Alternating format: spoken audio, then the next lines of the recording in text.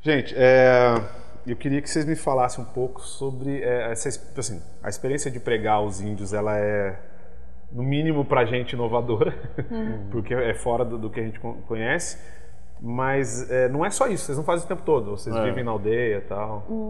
Não. E com que frequência vocês vão pra aldeia? Como é que funciona? É longe, é perto? A gente tem, assim, a aldeia, nós moramos na capital, que é Palmas. Né? Lá tem muito índio, brincadeira. O pessoal andando de tanga. Lá é uma cidade normal, gente. Não é todo mundo ali no Tarzan. Vou pedir pra colocar uma foto de vocês de vestido de índio a caralho, de cocar. Vai ficar lindo. Não, é uma cidade normal. A gente mora ali e esporadicamente, a gente não tem uma data assim que a gente vai para a aldeia, não, mas sempre quando a gente pode, a gente vai, passa uma temporada, porque a aldeia fica 350 quilômetros ali da capital, então a gente vai, passa um mês, passa mais de um mês. Não, é longe, né? É longe. É que para a região norte, você fala 350 quilômetros, é comum. Aqui 350 quilômetros, nossa, por que eu vou tão longe? Até porque Palmas fica longe de tudo, então de Brasília a Palmas é 1.000 quilômetros, né? Então tudo é longe. Tem que ter tempo para passear. Vocês estão quanto tempo com o projeto lá? Em Palmas 6 anos. Vai fazer 6 anos agora em 2017. E com os indígenas, 4 anos. 4 anos. Aliás, eu vejo toda hora vocês falarem indígenas, o termo correto é indígena. Se eu Indígenas. falar índio, eu tô sendo você ofensivo. Tá ofendendo. Desculpa, indígenas. Os nossos indígenas que nos assistem, Exato. desculpa. Indígenas agora, eu vou falar. Não, pode falar. Sobre o processo da pregação que você tinha perguntado, né?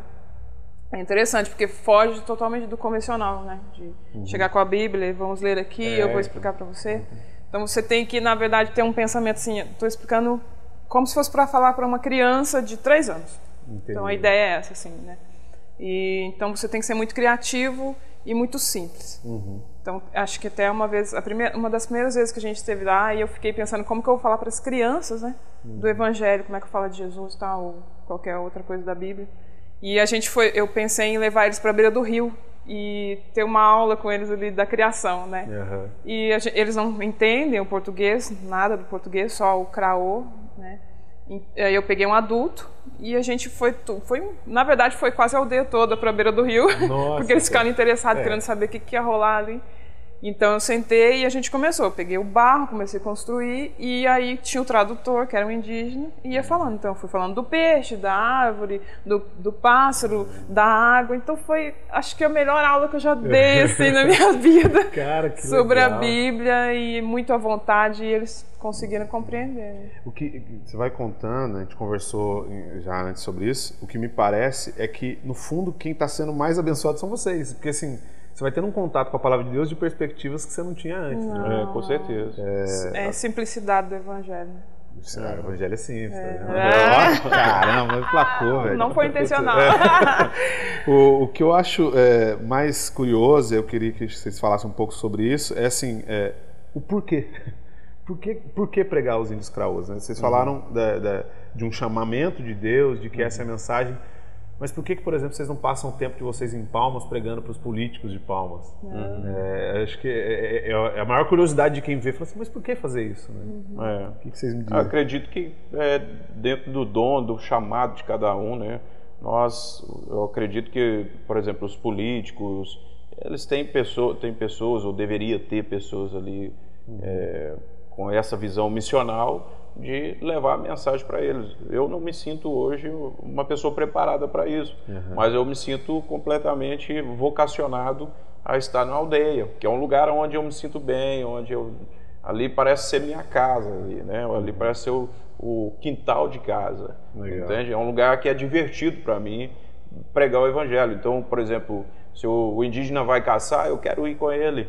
Entende? Então eu quero aprender o que ele como é que ele prepara aquela armadilha, eu quero aprender tudo isso. Se ele vai plantar, eu quero ver, eu quero observar, eu quero ajudar nesse processo. Então isso eu acredito que não é todas as pessoas que têm também, né, esse prazer, né? E ali para mim é prazeroso estar ali junto com eles, dançando, cantando, se movimentando ali dentro da cultura.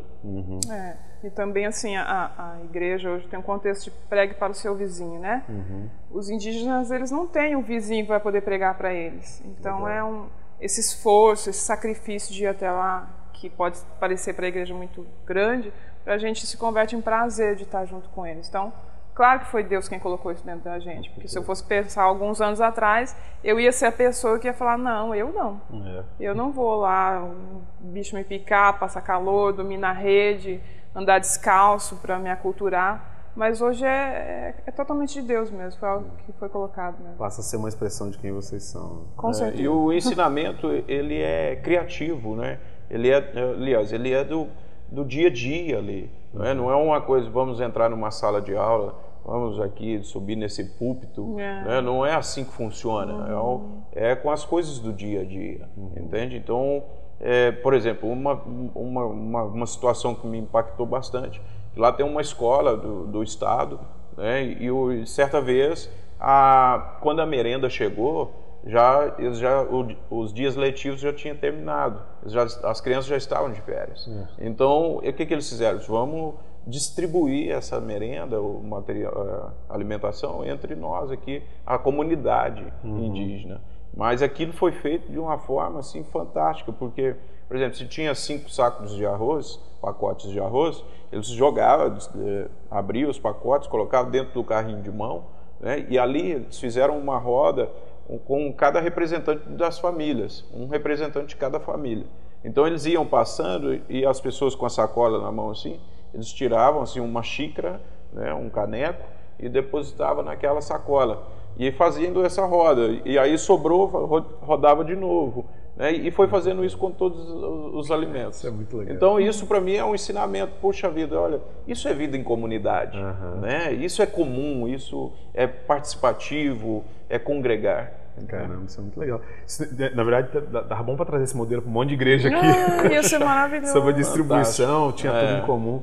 A gente estava conversando antes também, e tem muito a ver com essa questão, que é o impacto cultural e o desafio cultural, de vocês não chegarem lá com um modelo formatado de igreja e ao invés de apresentar uma informação, apresentar Jesus, que é uma pessoa, e deixar que Jesus se manifeste lá. Como é que é isso? Quais os desafios vocês têm em relação à questão cultural aí?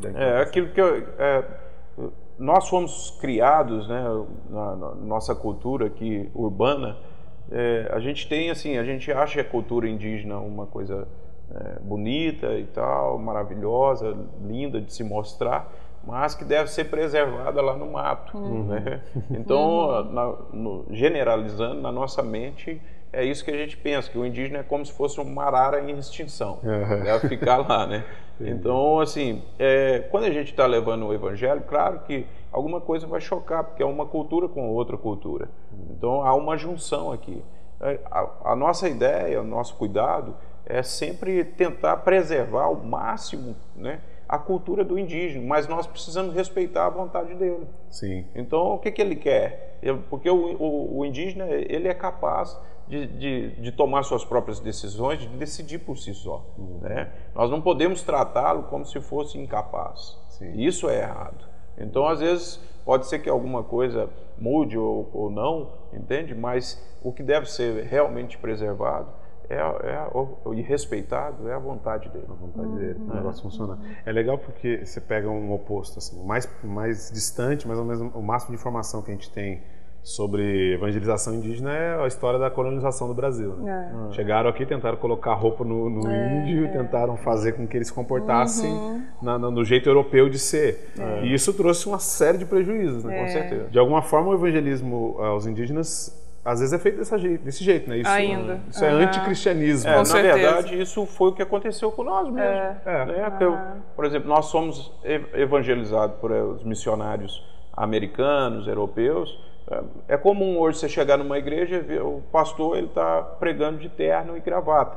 Né? Isso não faz parte da nossa cultura. Né? Isso é uma cultura gringa. Né? Então, esse cuidado que a gente deve ter ali com os povos indígenas. Porque mais importante do que o visual, né, é o conteúdo. Então, o que acontece? e precisa ser valorizado aquilo que eles têm, que é o que não aconteceu com a gente, nós, povo brasileiro. Né? Quando o Evangelho chegou a nós, aquilo que a gente já tinha não foi valorizado. As nossas músicas, a música brasileira não está no púlpito. Foi banido. Né? A roupa brasileira, as vestimentas brasileiras não estão no púlpito. Entende? Então, isso, de certa forma, houve um processo de hegemonia, né? Trazendo para nós um certo controle, um certo etnocentrismo. E isso nós não podemos gerar nos povos indígenas. Porque aí você gera, a religião, passa a ser religião, e religião é controle de massa. Né? Sim. Eu estou pensando aqui e rindo, porque imaginando um culto num modelo que eu nem consigo imaginar o formato, mas a galera sentada pelado lá, quem fica pelado, ou com pouca roupa, cara, tocando instrumento. Eu não sei se é muito comum, é nesse nível de estar pelado às vezes? Seminu, né? Seminu, não chega a ficar totalmente nu. Mas a parte do tronco, assim, digamos, cara, que tá nu e a de baixo tá vestido. E entender isso, e perceber que Deus se manifesta através disso, cara, isso é muito legal. E é fantástico. Isso é um choque até pra gente, né, quando chega, né? É fantástico, porque quando você chega na aldeia, você olha as mulheres, elas não usam a parte de cima, né? Então é descoberto, os seios ficam nus, mas você não tem nem um pouco de sensação ou malícia, sentimento, né? Não é malicioso, né? Não é malicioso, não é pornográfico, entende? Você não olha para o seio da mulher com esse sentimento de malícia, né? Aquilo é natural. Então isso para nós é um aprendizado sempre, né? Como você pode perceber, apesar deles estarem nus, né? Eles estão bem mais purificados do que a gente que está totalmente coberto. Você está entendendo? Porque um olha para o outro com naturalidade. Em relação ao apoio, porque assim, a gente tem conversado, tem se apoiado no máximo que pode. Eu até brinquei, falei que vocês adotaram a gente como igreja, não o contrário. A gente teve o privilégio de ter sido adotado, mas como é que apoia? Uma igreja que quer apoiar, o que o cara pode fazer? Uma igreja, uma instituição, uma pessoa física? Eu acho que o primeiro passo, e talvez um dos mais importantes, é a oração, a intercessão. Né? A gente acredita nisso. E a igreja, quando ela se move em oração a favor dessa causa e de outras, né, as coisas começam a acontecer. Porque Deus, Ele vai movimentar ali de acordo com a nossa fé, de acordo com o que está nós juntos, né, co-criando com Ele, né, as coisas vão acontecendo. Claro, o missionário ele está lá na aldeia, mas ele não está sozinho. Ele sempre tem esse apoio, deve ter esse apoio da igreja local, que é o que vai estar, né, conferindo a ele esse trabalho. Então, eu acho que o primeiro passo e o mais saudável é a oração. A igreja que ora, as coisas vão acontecer. Né? Claro que nós precisamos também, apesar de nós sermos missionários, estar numa causa que às vezes para muitos seja nobre, né? Mas para nós é comum, né? Nós só estamos fazendo aquilo que foi vocacionado para fazer, claro. Mas nós nos alimentamos, a gente não caça. Não é caça, mas como assim? Tá tudo na natureza, gente. A gente não sabe caçar. A gente sempre convida quem quiser se envolver de corpo presente. É maravilhoso, mas a gente sabe que nem todos vão. Não vai. Nem todos Teoria, se você quer participar, deixa o nome aqui nos comentários, a gente vai atrás de você. A gente convida a todos que querem ir lá, conhecer, se envolver, é bem-vindo. Mas a gente sabe que o que vai é a minoria. Né? Por quê? Porque cada um tem a sua direção, o seu chamamento. Né? Então, e estar ali não é fácil para quem não tem essa vocação, né? Porque é uma vida de precariedade. Né? Então, você ir buscar água no rio, para você fazer o alimento, para você usar o banheiro, tudo fazer isso. o fogo no chão, muitas vezes, né? Fazer um fogão no chão para poder cozinhar. Isso, a gente sabe que nas pessoas que é criada num contexto mais urbano, vai ter um pouco de dificuldade. Eu acho que a primeira picada de aquele muriçoca, né? Muriçoca. A primeira picada de muriçoca, o pessoal, não, obrigado, eu vou voltar, eu preciso ir no shopping. Daqui a pouco eu volto ali. Tomar uma coca. Mas deve ser terrível, eu já falei isso algumas vezes, assim, eu fico imaginando vocês lá, a dificuldade que é, às vezes, querer tomar uma coca gelada e ter a imagem da coca gelada. Quem nunca viu, tranquilo, mas você ter a imagem, tem que se desintoxicar uns 10 dias antes, assim, tem que ir desintoxicando. Assim, para o organismo, né? A gente às vezes sofre um processo de abstinência, né? Chega lá, tá encolhido em posição fetal. Você quer comer uma pizza, por exemplo. Às vezes eu brinco lá e falo, gente, alguém pode ligar aí e pedir uma pizza. Bom demais. Você falou dessa questão do apoio da igreja, e eu pessoalmente sempre bato nessa tecla, que já falei algumas vezes no Evangelho Simples, de que não existe essa coisa de o missionário vai e a igreja fica. A igreja vai com o missionário. É uma coisa só, na verdade. Eu sempre falo, a gente fala nas nossas conversas, vocês são nós lá. É o braço da igreja ali. O braço da igreja lá. Isso é muito importante entender, porque o que eu já encontrei gente questionando, quando a gente conta do projeto, conta o que está acontecendo, alguém fala assim, mas quantos índios convertidos? Eu falei, mas que tipo de pergunta é essa? Como que você pergunta por número? Assim, você está dizendo então que se tiver 30 índios é um bom projeto. É um bom projeto. Se tiver um só, não é? A minha Bíblia diz que uma alma vale mais que o mundo inteiro. Sim. Então, assim, eu queria que vocês falassem um pouco disso, de que não é quantidade, mas é a presença de Deus lá e apresentar Jesus como uma pessoa. Porque... até porque se for pensar dessa forma em quantidade, vai desfavorecer bastante o nosso trabalho. Sim. O transcultural demanda muito tempo, né, de caminhada junto, você tem muitas dificuldades da linguagem, tantas outras, né, do tempo de estar junto, caminhando junto. Não é como uma igreja na cidade que você tem esse acesso todo dia às pessoas, né, e a tantas informações sobre a palavra. Então demanda muito tempo mesmo. Você pode falar em mais de 5 anos, assim. Com certeza. Pelo fato de não estar presente todos os dias, né? Então, desfavorece. Pensando dessa forma, desfavorece, né? E o trabalho transcultural, é claro que ele vai exigir bem mais tempo, né? Para poder gerar isso aí que a gente considera uma conversão, né? Então, até porque no nosso contexto urbano, convertido é a pessoa que está participando do culto, né? Então, o que acontece? Lá no contexto lá da aldeia, nós não temos isso, não tem uma igreja ali, não tem um dia, até porque o indígena ele não trabalha dessa forma, a cabeça dele não age, você marcar um encontro com ele, 7 horas nós vamos ter uma reunião, não tem isso, não existe isso. Entende? É o pôr do sol, entendeu? É a hora que o sol está no meio. É assim que funcionam as coisas. E também não é toda quarta-feira. Não, é quando as coisas derem na telha. Tem até uma historinha assim que o índio estava deitado na rede, né? E aí viu o branco lá 2 horas da tarde trabalhando para lá e para cá no sol, aquela suadeira e tal. E falando, aí o índio fala assim, nossa, né, que branco, que falta de sabedoria, numa hora dessa, num sol desse, né? E o índio deitado. Aí o branco olha pro índio e fala, nossa, que índio preguiçoso, né? Uma hora dessa, 2 horas da tarde, deitado na rede, que confusão. Aí o índio fala, sim, mas eu acordei 5 horas da manhã. Isso muda pouco, né? Na verdade, é o melhor aproveitamento do dia e tal. Exatamente. Então tem essa... Isso eu acho a coisa mais relevante, assim, para a igreja se envolver, né? A gente tem aprendido com essa história, na verdade, por pesquisar, por ler sobre o assunto, de que o que importa é levar Jesus. E a gente fala muito aqui no Evangelho Simples sobre apresente Jesus, que é uma pessoa. A gente teve um congresso, inclusive, com o foco indo apresente uma pessoa. Que é uma igreja que acontece apesar da instituição, apesar do formato culto, clero, domingo, templo, aquele formato já pré-definido. Porque você chegar lá e marcar um culto de domingo para o índio, não funciona. Não funciona. Né? Na verdade, vai acabar acontecendo o que aconteceu com o Brasil. Então, a gente sabe o resultado.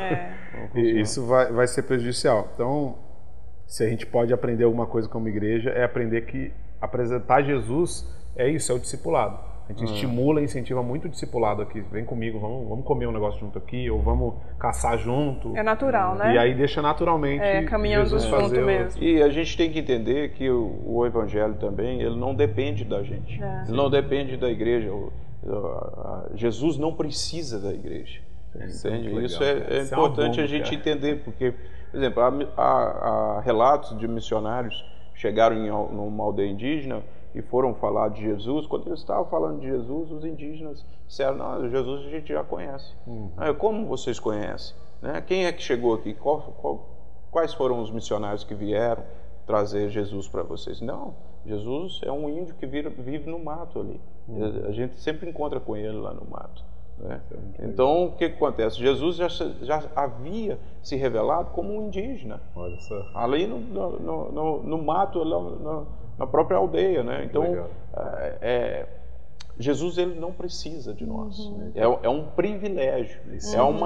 É como se fosse uma oportunidade que ele nos dá para participar com ele da pregação do Evangelho. Né? E Jesus não está criando metas, não tem metas. Né?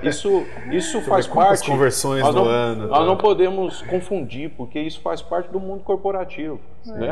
Até o final do ano, o número X. Né? Jesus não existe isso. Não tem uma meta. Então, quando as pessoas perguntam quantos são convertidos, não me interessa.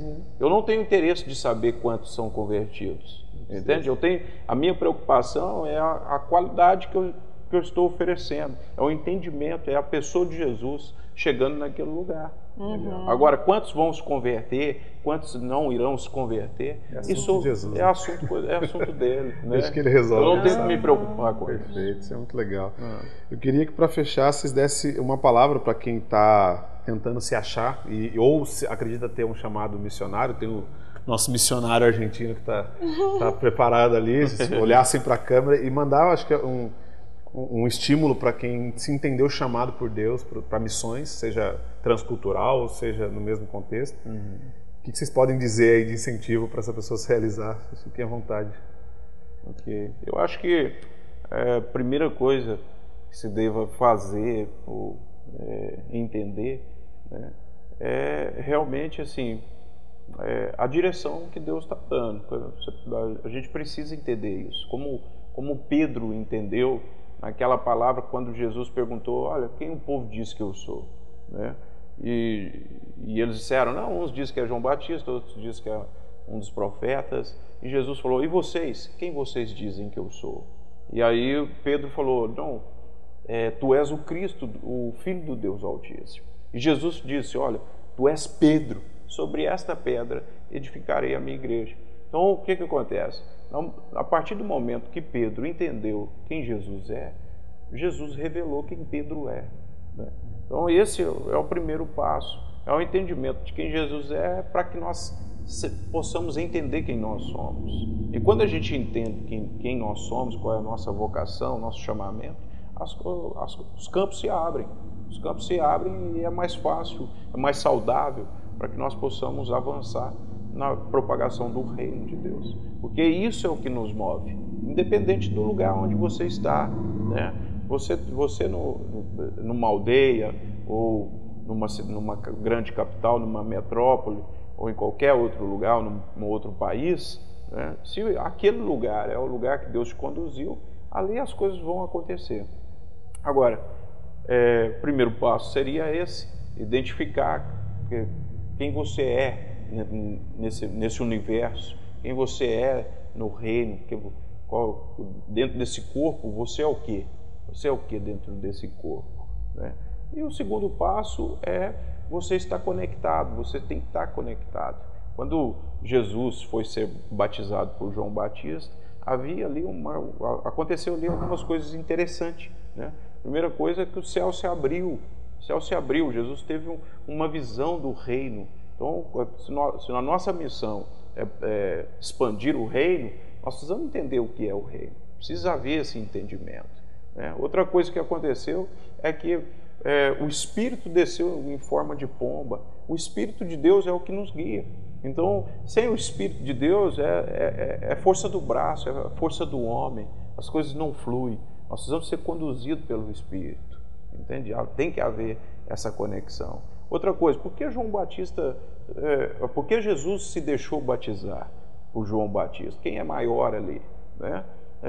Jesus pecou? para que precisasse batizar?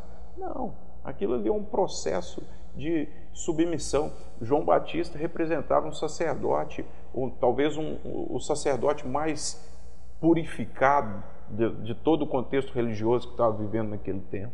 Então havia ali um processo de submissão, né? Então, se você é vocacionado, você precisa se submeter à igreja local, submeter a um sacerdote, alguém que te envie. Pedro, a igreja de Antioquia estava orando, e ali naquele momento o Espírito disse: nós precisamos enviar Pedro e Barnabé, né? Então o que acontece? Foram enviados pelo Espírito de Deus, e nós precisamos ser enviados pelo Espírito de Deus, mas através da igreja. Você tem que estar conectado à igreja, você tem que ter suporte, apoio por trás disso aí, e as coisas vão acontecer. Kátia tem que dizer o seguinte, não com toda essa clareza, mas assim, bem simples, eu acho que não temas. Não temas, porque nós somos improváveis nesse mundo, sabe? Um mundo tão repleto de talentos, assim, de lutas para você alcançar, galgar uma posição, um status. Mas dentro do reino de Deus nós somos prováveis. Nós somos os improváveis do mundo, que dentro do reino de Deus nós somos prováveis. Ele vai transformar e vai lapidar você, entendeu? Então não tema, simplesmente seja objetivo naquilo que Ele já colocou dentro de você desde quando você nasceu. Pode ter certeza, tem algo que queima dentro de você que é diferente de todo mundo.